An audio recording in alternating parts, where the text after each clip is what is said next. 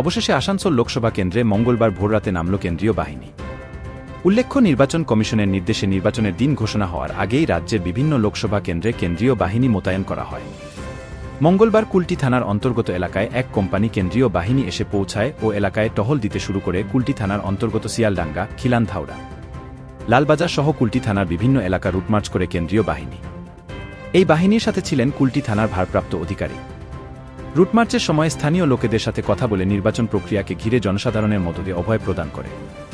এর সাথে সাথে ভোটার সহ স্থানীয় বাসিন্দাদের কোনোরকম অসুবিধা হলে ভোটে দায়িত্বপ্রাপ্ত আধিকারিকদের সাথে যোগাযোগ করার আবেদন করা হয়। উল্লেখ্য, পুলিশি সূত্রে জানা গেছে আপাতত 6 কোম্পানির অধিক কেন্দ্রীয় বাহিনী আসার কথা আছে।